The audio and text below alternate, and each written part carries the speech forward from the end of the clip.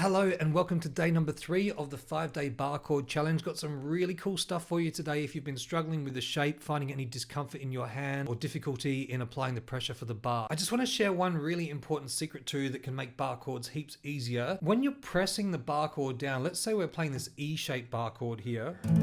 Because these 3 fingers are pushing down on these strings above the bar itself, the bar doesn't really need to have that much pressure when you're learning to play these chords on those 3 strings. They're already covered. So technically, it needs to be on the root note, which is definitely by far the most important note of the barre chord, is the bass note of the barre chord. Without that, it just doesn't sound great. Apart from that, you've got to also be on the high 2 strings, okay? Because again, these 3 are covered by these fingers. So of those 6 strings that you're barring, you only really need to cover the low note and the high 2. Now, saying that, when I'm playing barre chords, I feel really comfortable to have my first finger barred across all 6 strings. It just feels really good, okay? But when you're starting, remember that, you can take a bit of the load off there and just play it, like that. And that sounds pretty cool.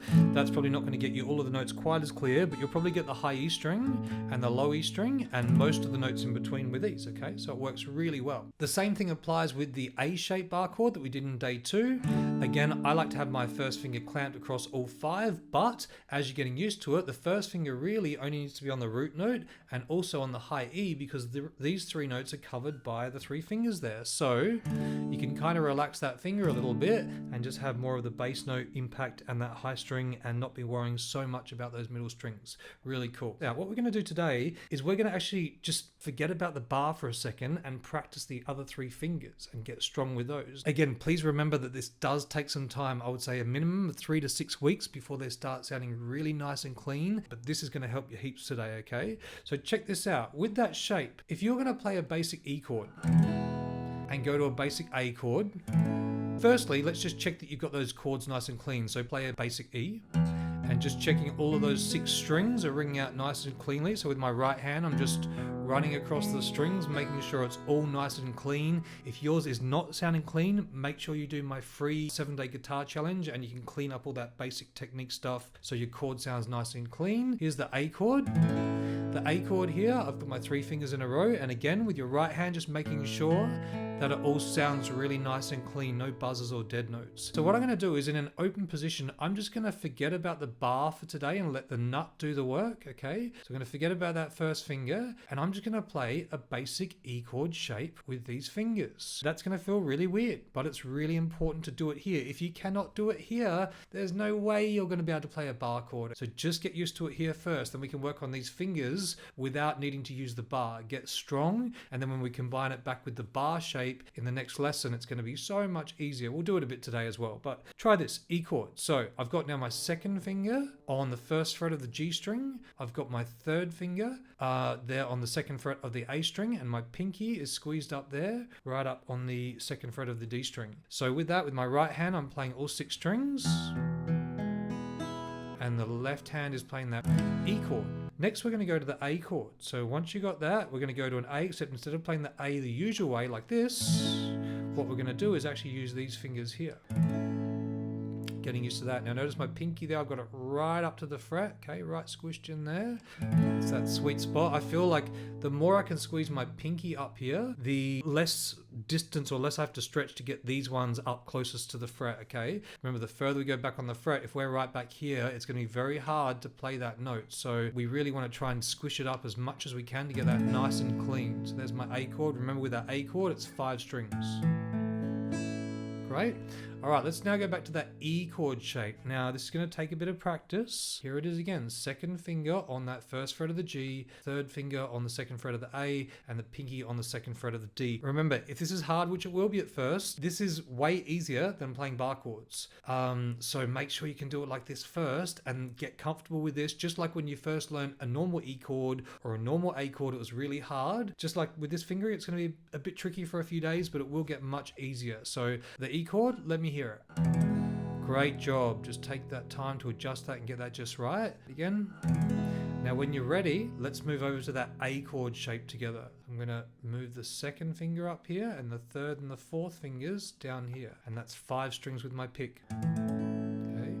I know when people do this the first time, they're like, oh my God, that feels so weird and it's so tricky. Yeah, it is a bit tricky to start, but again, it's going to make your life a lot easier when you start adding the bar. Let's go back to the E. So in the E chord, the second finger is going to move from here over to the first fret on the G string, and these third and fourth fingers are going to move over together to the A and the D string. Now, when you're ready, we're going to move back to the A chord. So these two now are going to move over here, and that second finger is going to come in just in here, and we're going to play those high five strings.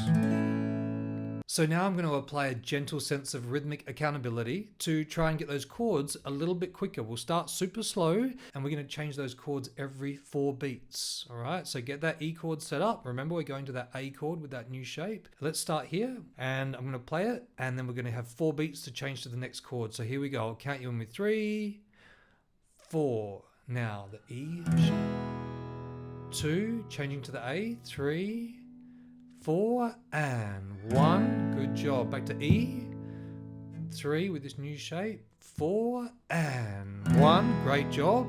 2, 3. Excellent. To the A. And remember, we're using this new fingering, not the standard fingering, but the fingering we need for the bar chords. Back to E. 1, 2, 3. Great job. Back to A. And 1, 2. Excellent. 3, 4 and 1, 2, 3, 4 and 1, 2, and then we want to start getting that faster and faster. So 1, 2, 3, 4 and 1, 2, 3, 4 and 1, 2, 3, 4 and 1. Well done. You want to get that a lot quicker than that. That's where we start. I'm going to say it just one more time. If you can't do it like this, there's no way you're going to be able to do it with the bar chord. So make sure you can do that really nice and evenly.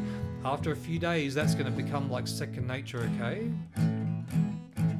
Great job, really well done. So now what we're going to do is we're going to take all that hard work we just did in that open position, and we're going to move it up to the 5th fret. And for the first time, we're going to try and change between that E shape and that A shape in the 5th fret position. It's going to look a little something like this. So now I'm going to bar that first finger across the 6 strings. Remember what I said earlier? That first finger really only has to be on the low E string and the high 2 strings there. Okay, because those other 3 are covered by these notes here. So it's not like we necessarily have to bar all 6 strings and clamp that down. We can be a bit more relaxed on that and make sure we're getting that bass note. That bass note is definitely the most important note. So let's try that shape here and see how many strings we can get ringing out. Here we go.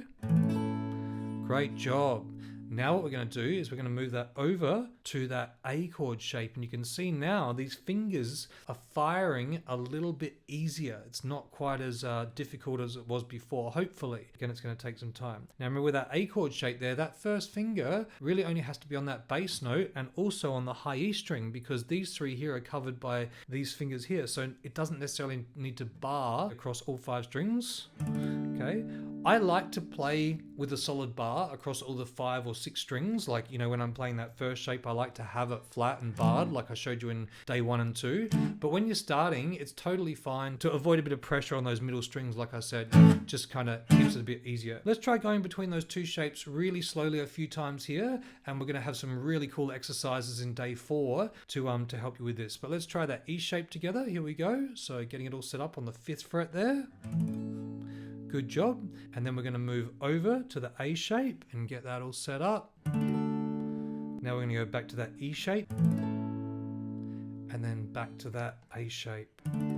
Now you're probably nowhere near that quick at this point, but I just want you to have a little bit of a play with that this week and see how we go. Day 4, we're going to have a whole lot of exercises to play this in different positions and start moving it around. You are doing such a great job. I'm so proud of you. Please do me a favor and do the thing and like and subscribe to my channel. I shall see you in the next lesson. Thanks so much.